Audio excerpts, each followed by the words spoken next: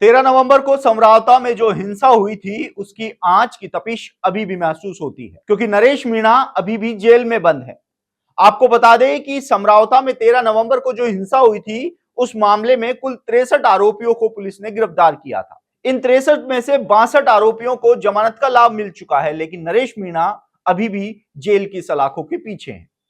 नरेश मीणा की गिरफ्तारी को 70 दिन का समय बीत चुका है और समय के साथ साथ नरेश मीणा के समर्थकों में अब आक्रोश भी बढ़ने लगा है।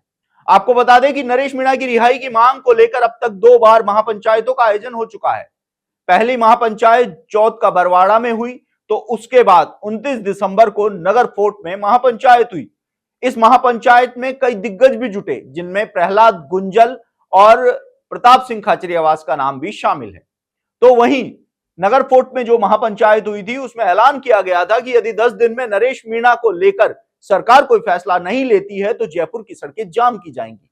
लेकिन वो अल्टीमेटम सिर्फ हवाओं में दिखा, धरातल पर कहीं नजर नहीं आया।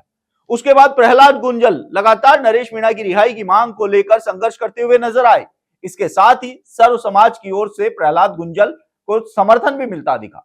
तो वहीं अब बीते दिनों प्रहलाद गुंजल ने विधानसभा घेराव का ऐलान किया। इसके साथ ही भजनलाल सरकार को 24 जनवरी तक का अल्टीमेटम दिया कि यदि 24 जनवरी तक सरकार समरावता में हुई हिंसा में जो प्रभावित लोग हैं उनको लेकर कोई फैसला नहीं लेती है, साथ ही नरेश मीणा को रिहा नहीं किया जाता है, तो 24 जनवरी को एक बड़े आंदोलन का ऐलान किया जाएगा और यह आंदोलन होगा विधानसभा घेराव, साथ ही जयपुर की सड़कों को जाम करने का।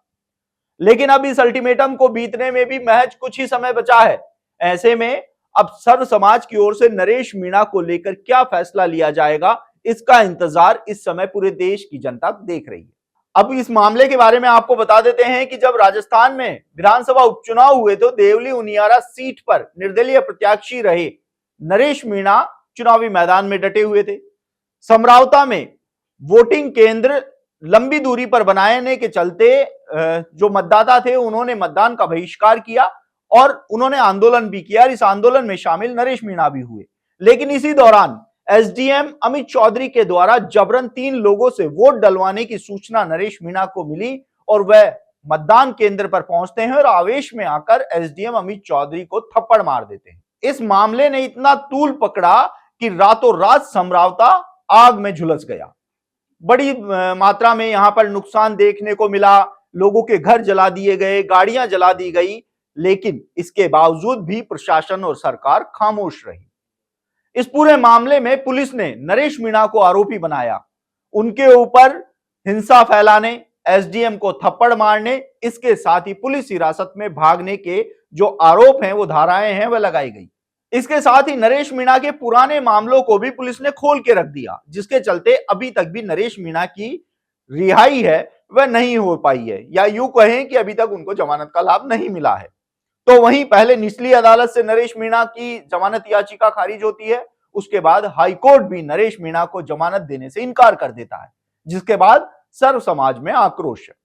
24 जनवरी का अल्टीमेटम सरकार को दिया हुआ है, वो वक्त अब बीतने वाला है। ऐसे में अब देखना होगा कि सर्व समाज की ओर से, साथ ही प्रहलाद गुंजल की ओर से नरेश मीणा को लेकर क्या ऐलान होता है।